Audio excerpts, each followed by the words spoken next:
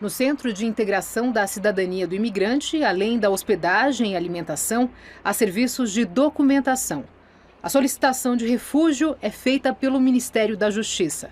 Mas o professor Ricardo Genari, especialista em políticas públicas e relações internacionais, alerta que o acolhimento positivo, tanto no Brasil quanto fora, pode ter data de validade. Em nenhum país, ele pode ajudar no começo, mas depois que termina o fato, ele fala: o que eu faço com esse pessoal? Tem um custo muito alto para o Estado e uma questão legal também muito grande. Você vê que o próprio Estados Unidos, até agora, ele não se manifestou abertamente no sentido de receber as pessoas.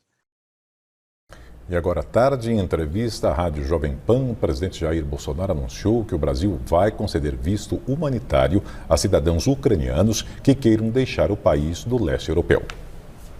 Vamos agora ao comentário de Josias de Souza, que fala direto de Brasília. O Itamaraty e Bolsonaro precisam chegar a um acordo. A pasta das relações exteriores e o presidente lidam com a guerra entre russos e ucranianos agarrados a um princípio caro à diplomacia brasileira, a neutralidade, mas atribuem à palavra um significado diferente. A neutralidade de Bolsonaro tem simpatia pelo líder russo Vladimir Putin e torce o nariz para o presidente ucraniano Volodymyr Zelensky. A neutralidade do Itamaraty não impede a condenação da invasão da Ucrânia pela Rússia na ONU e permite chamar a atenção para a necessidade de calibrar as sanções que o Ocidente impõe ao Kremlin.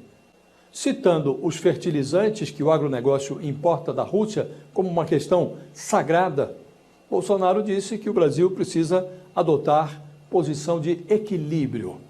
Os negócios com a Rússia são relevantes, mas o artigo 4º da Constituição não inclui os fertilizantes entre os princípios que adubam a política externa do país.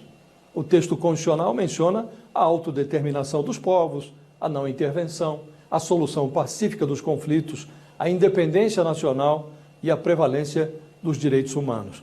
Tudo isso foi violado pela Rússia ao invadir e bombardear a Ucrânia. De resto, a guerra já afeta o comércio global numa escala que vai muito além dos fertilizantes.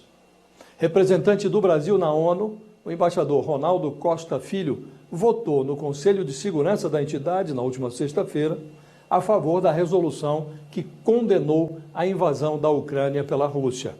Nesta segunda-feira, em reunião da Assembleia Geral da ONU, o embaixador fez novas críticas explícitas à Rússia, antes de ponderar que ainda há tempo para interromper o que chamou de rápida escalada de tensões que pode colocar toda a humanidade em risco.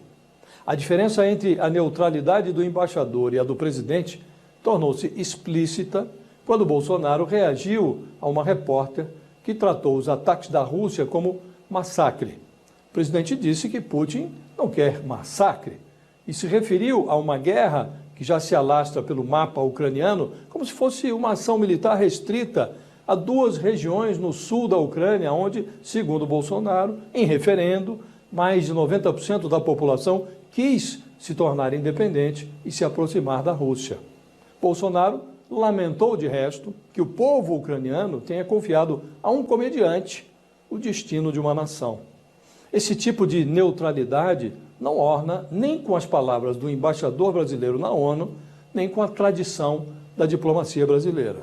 Bolsonaro fica mais próximo de países como Venezuela, Síria e Bielorrússia, os únicos que ainda expressam posição abertamente pró-Putin. Boa noite. Planalto em Foco com a comentarista Deliane Ventura. Afinal, a pandemia tirou férias?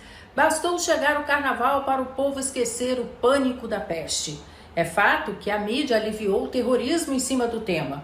Poucos dias atrás, crianças eram alvos de inoculação sob pena dos pais responderem ao conselho tutelar.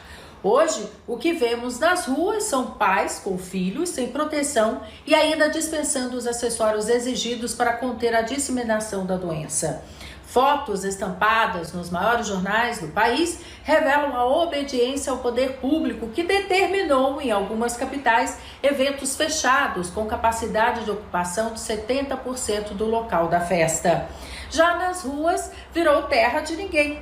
Para ser franca, eu não consigo entender essa matemática aí sanitária, já que o inimigo invisível não escolhe dia, hora ou local, mas é fato que a aglomeração, organismo com baixa resistência, provocados por ingestão de bebidas alcoólicas, noites mal dormidas e beijos compartilhados, é pedir para ser visitado por esse infeliz e por outras bactérias de ocasião.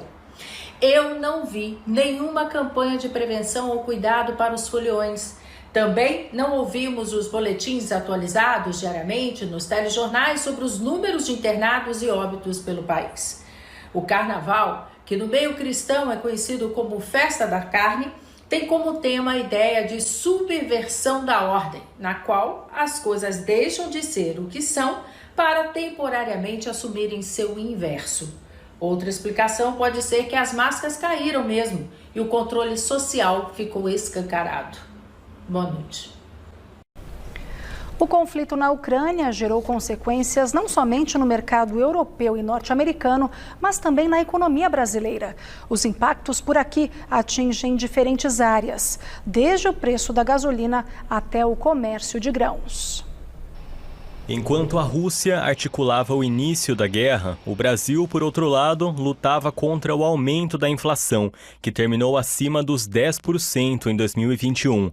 As previsões para este ano variavam entre 5,5% e 6%. Entretanto, os números devem mudar por causa do conflito no continente europeu. O IPCA, Índice de Preços ao Consumidor, atingiu 0,54% em janeiro, o maior número para o mês desde 2016. O motivo principal foi o preço dos alimentos, que também deve sofrer reajustes por causa do impacto nas exportações dos países envolvidos na crise geopolítica.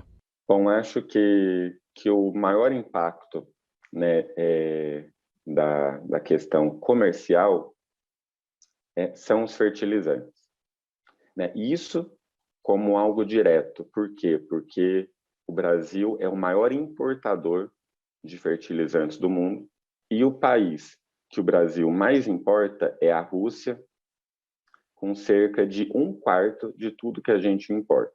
O milho está entre os produtos que serão afetados por causa das tensões na Ucrânia, uma vez que a nação é responsável por cerca de 16% das exportações globais. E o trigo, Rússia e Ucrânia exportam 30% dos grãos comercializados em todo o mundo. A Rússia também responde por mais de 10% da produção global de petróleo. E na semana passada, a cotação do barril da commodity ultrapassou a casa dos $100. Na avaliação de analistas financeiros, o preço pode chegar a $150, a depender dos desdobramentos do conflito. E quem sentirá os efeitos no bolso são os consumidores nos postos de combustíveis, pois a tendência é que a Petrobras repasse esse aumento no valor da gasolina. Durante crises políticas, um movimento natural dos investidores é a busca por segurança e consequente fuga para ativos mais estáveis por causa das incertezas no mercado.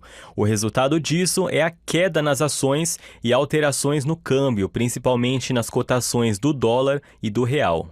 Então, a primeira coisa é que o dólar se fortalecerá em relação a todas as moedas, principalmente em relação ao Brasil, que é um país emergente e que, portanto, tem uma vulnerabilidade maior sob o ponto de vista dos investidores, né? Com isso, a nossa moeda sofrerá sucessivas desvalorizações até que esse episódio tenha o seu encerramento. O Brasil, enquanto país dependente de capitais internacionais, sentirá a redução no fluxo estrangeiro, fato responsável por pressionar a inflação. Deste modo, a expectativa é de alta na taxa de juros e redução do ritmo de crescimento da economia nacional, o que impacta diretamente em renda e emprego. E ainda sobre a guerra na Ucrânia, o repórter Luciano Penteado tem ao vivo as últimas informações direto da redação do Jornal da Gazeta. Boa noite, Luciano. Boa noite, Laerte. Boa noite a todos. Pois é, o presidente americano Joe Biden disse agora há pouco na Casa Branca que os americanos não devem se preocupar com uma eventual guerra nuclear.